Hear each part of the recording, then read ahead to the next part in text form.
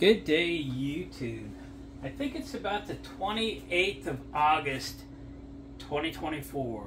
And I love cast iron cookware. I have had it for decades and decades. I used to collect it. I've sold over 200 pieces of my collection off. But recently I've got into bread making, sourdough bread making, and dinner roll bread making, and sourdough cinnamon rolls and so forth. And to do that, I love big skillets. And I didn't ever have that many big skillets. This is the biggest cast iron skillet that I have. And then this one is just barely smaller. But I just picked this one up at an antique shop in Coos Bay, Oregon, I believe. It's got a great flat surface. It's not a brand name. It was $50 and it's in great shape. It's very heavy. It's a really wonderful piece. I'm glad to add this to my collection, but we need to make this ready to use. It has some season in it.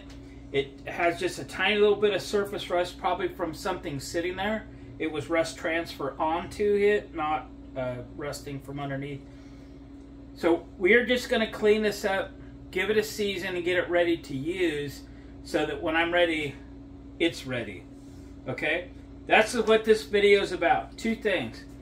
I see a lot on the groups on Facebook that I'm on asking about what's the best cast iron to buy. And I jump in every time I can and say, the older the better. Don't go to a big box store and think you can get a decent cast iron skillet, because that's so far, knock on wood, and I am not a new skillet shopper, so don't beat me up too bad, but can you actually go to the store and find cast iron with a smooth bottom that doesn't look like 60 grit sandpaper? I haven't seen it. I mean, I've got some newer Dutch ovens that, you know, dang it, I wish they were old, you know, because they made them different, right? This was virgin cast iron back in the day. It was a great process that they used. It was virgin material that they used, and you got a really smooth finish. Once you season this thing, it's fantastic. It really is. So when I answer those questions is go get an old one. Make sure it's flat, make sure it's heavy, make sure it's not cracked or abused. Season it, love it. It's heirloom quality. Pass it down to your kids. A new one will lose its value the minute you walk it out the door or lose the receipt. This skillet, I will probably be able to make money on it when I sell it. It's a better investment. It's a better skillet. It's win-win. Get an old one. But today we're going to make this one ready for use. So I'm going to focus you in down here. This isn't going to take that long, other than it's going to take an hour in the oven. And we're going to make this thing ready to use. All right, are you ready? So again, great quality. What are we going to do? We're going to scrub it. We're going to scrub it with oil and salt as an abrasive additive. Pardon my ice machine. I think we had a power bump and it went off overnight. Gotta have my ice.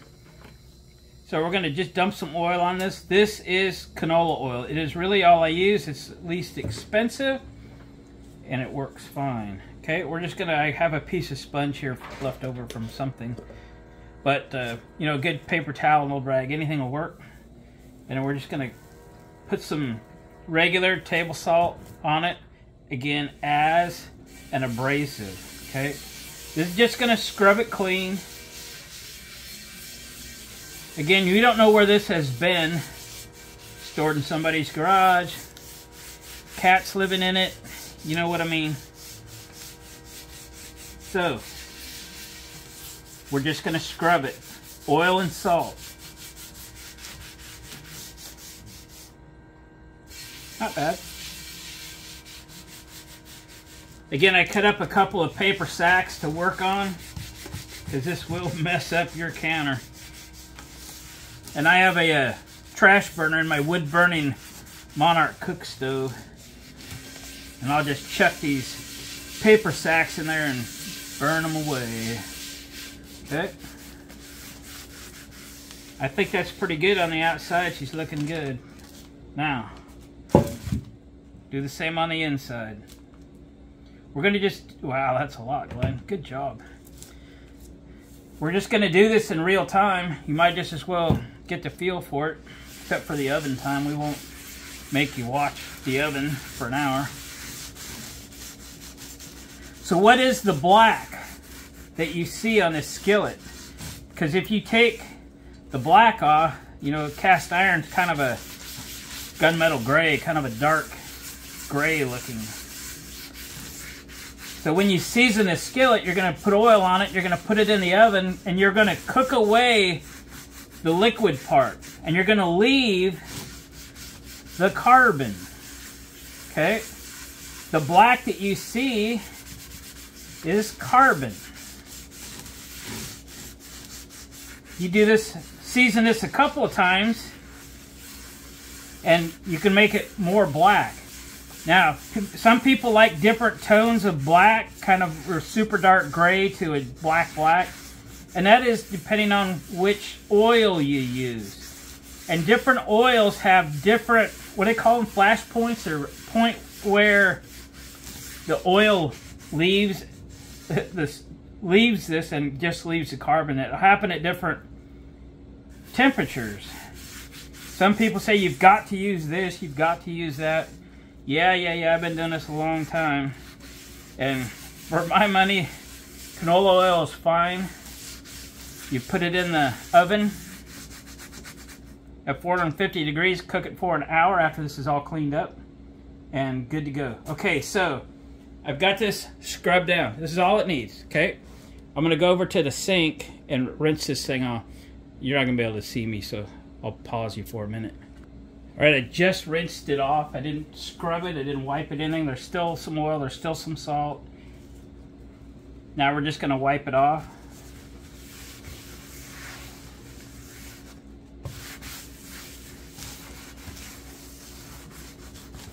I was preheating my oven to 450, by the way.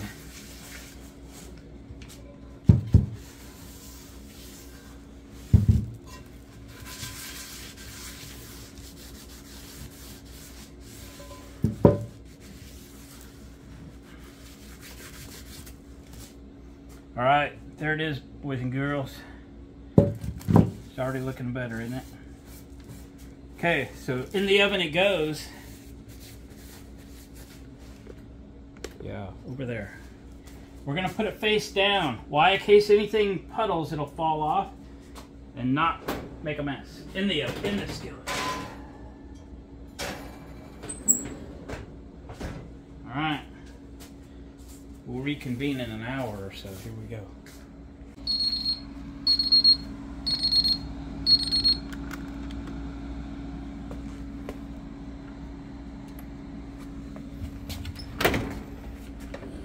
Alright, there it is. But it is hot. We're going to let it sit in here for a long time and cool slowly. You never want to heat or cool cast iron quickly because you could break it. Remember, metal expands when it gets hot, and if you expand just a little piece of that and not the rest of it at the same time, yeah, bad things happen. So let's just let it cool. We'll come back here when it's better rested. All right, it's been 15 minutes probably. It's still hot, but we can get it out of there. I'll give you a close-up there. Yeah. So we're going to do right now is while it's still warm, we're going to wipe it down again with oil. And here's just a tip for care. So you can see I have cast iron on my stove over there. So when you're done cooking, no soap, please. If you use soap, please don't invite me over for dinner. You just want to clean it with water. So typically I just put a little bit of water in the bottom of the skillet and put it back on the burner and kind of boil it. And then if you have these little scrapers, here I'll show you. Little scraper like one of these. You can, it's got that nice radius. You can, get around the skillet with it, scrape the bottom, scrape the sides, all that stuff.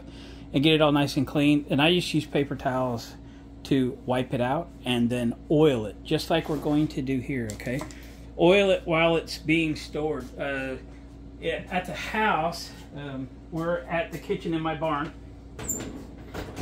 At our house, we keep most of our cast iron in the oven, but wherever you keep it, it will just a little bit there.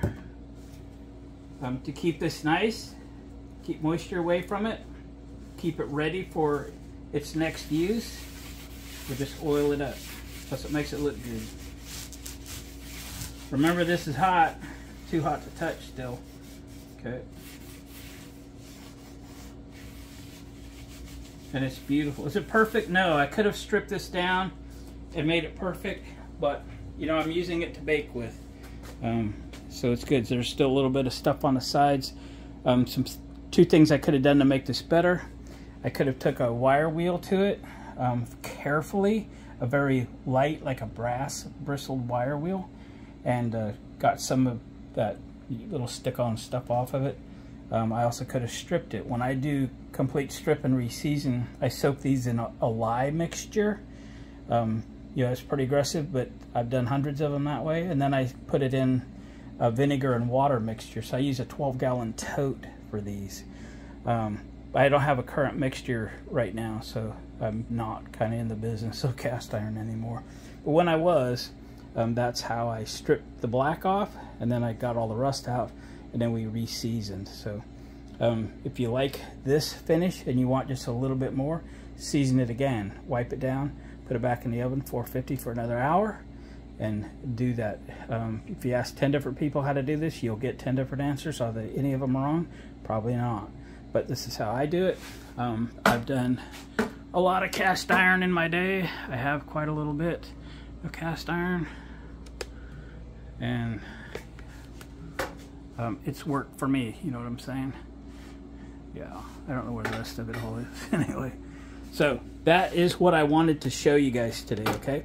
I bought this skillet, again, 50 bucks at a antique store, right? That's where, if you can't find them in the wild, like Marketplace or Facebook Marketplace or on Craigslist or all that stuff, your next best bet, and sometimes your best bet, is an antique store, antique mall, that kind of thing.